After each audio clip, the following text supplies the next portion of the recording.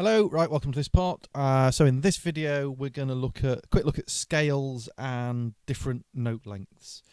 So when you first turn the unit on, it loads in a blank project like this, and the default setting is C major. So basically, if you know your scales, it's all the white notes on the keyboard. So we can. So if we look down the audition pads here, you can see we've got 8 pads, so they are going to be the notes in our scale. So there is bottom C and there's top C, and that is all the notes in between. If we take it out of scale mode, basically it's just chromatic. Okay, it goes up like that. So obviously it's going to take up more than we can fit on here, because we would have 12 notes in there rather than 8 for our chromatic scale. If you just look at the note on the readout here, because it tells you what note you're playing, so C3. If you can see, that one's got a dot in between it, so that means it's a sharp or a flat. All right, if it's got a dot in between it, just so you know where your sharps and flats, etc. are. So if we go back into scale mode, there's various scales. We've got major, minor, Dorian, Phrygian, Lydian, whatever that is, which I can never pronounce. There's Mixolydian, Locrian, and various different, like 4 or 5 of the main scales. I think most people use major and minor anyway. I know I do, but anyway, that's just me. But obviously, each scale is slightly different, and it contains different notes, so it puts you straight into scale mode. And if you're in the keyboard mode, obviously the different scales will. Let's just scroll through them. You'll see they will change depending on which notes are in our scale. So I mean, the scale mode is very, very useful, because, you know, if you'd like me, I'm not a piano player. I don't sort of know. I know C major. That's about it. I know the notes that are in that. So this is very useful. So obviously the grayed out keys are not in this scale.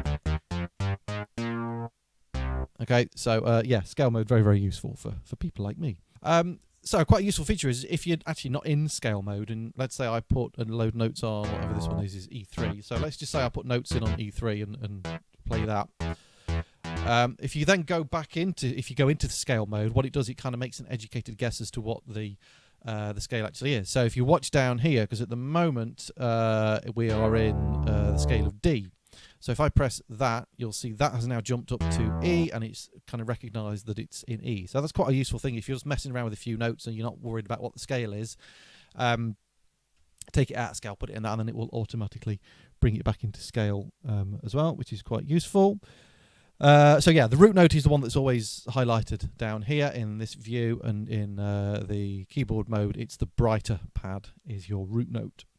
Okay, so let's say we want to now sharpen or flatten that note. So if we hold down here, it will tell us the note that we're playing, which is D3. So if we want to sharpen it, make it a D sharp, you would hold down, you press down this knob, and you turn it, and you can see it's now taking it up 1 semitone, and it's now got the dot in between it, which tells you it's A sharp. Okay, so you can do that with any note. Okay, so it's a useful way if you just want to try like 1 semitone up to get a sharp rather than or flatten it rather than a normal note. Then that's quite useful. So songs with multiple tracks, basically any changes you make on the scale are kind of global. So it will change the scale for any track. So you can't have like one track in C major and the other in C minor, which would be ridiculous anyway, because it would sound rubbish. So yeah, all the changes you make are always global. And a quick way actually of transposing up or down, rather than having to take all your notes out and move them down. So let's say I've got that bass there, and I think, well, I want that to be perhaps an octave higher or an octave lower. All you do is hold this one down and turn it anti-clockwise to go down, or clockwise to transpose it to wherever you want it to be. So very useful transpose function in that respect. So yeah, actually that was transpose for a whole octave. Now, if you want to just transpose via a semitone, you hold down Shift and do the same thing. So you're holding down Shift, pressing this down, and that will just transpose everything down 1 semitone. So obviously, if we've got, let's put some different notes in just to illustrate that a little bit more.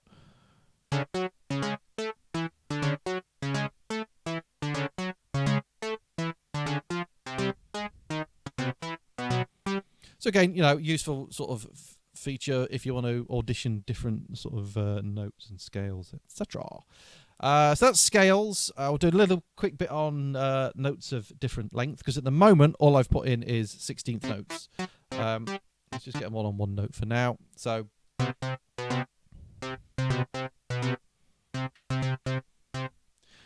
we can have notes of different length, obviously, because otherwise it would be a bit pointless if all we can have is 16th notes. So let's say we want this to be a quarter note, which is going to fill up the whole of these 4 pads here.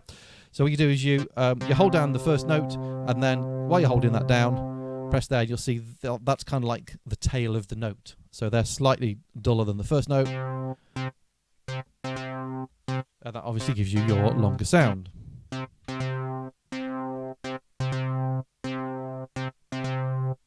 So if you want to shorten it, obviously you can just take off however many you want to make it shorter that way. To make it longer, you would need, again, to hold the first note down and press it on there. Otherwise, it's going to create a new note. So yeah, just be aware of that one. Some sounds you can't make longer, like drum sounds, percussive sounds, because obviously they're not meant to kind of have a long note. But kind of like the note length is mostly for sort of melodic stuff with the synth. Now, let's say we want a note on beat 4 to start on beat 4, and we want it to end, say, at the end of beat 1. So you can do that, because obviously if I just want it to start, if I do that, obviously it's going to stop at the end of there. It's not going to carry on. So the way we do that is you create a note at the point where we want it to start, and then you press down on the this button, the left-right scrolly thing, and then if I want it to finish there, I would press there, and you can see it's now, that note is now going to run from there, and then it's going to kind of carry on as it loops around to the beginning. Okay, which is a very cool little feature. And let's say we want a note to play permanently. This is one of the problems I used to have with the Electrab. I used to use that quite a lot, and you just have to kind of, I may have been doing it wrong, I don't know, but I used to sort of record a note and hold it down and let it loop through a few times. And you always used to get a little kind of glitch where it re-triggered. So let's say we want this note just to be constantly sounding. We don't want it to re-trigger when it gets back to the beginning. Dead easy to do. All you do is just fill up the whole thing. So you hold the first note and the last note, first note, last note, and then it won't re-trigger when it goes back to the beginning. So you just get that constant sound, which is very cool. Obviously, if you do want it to re-trigger, just take that last one off. Okay, so useful as well. And the last thing we'll do on this is we can also have change our note velocity. So let's say we want this note to be louder. So you press down on the note and then you turn this. So the default setting for all the velocity is 64. Now, if you know anything about MIDI velocity, velocity is basically volume, and it goes from 0, which is off, up to 127. So if I turn this one up, it's getting louder straight away. So that one is now going to be a lot louder than the others.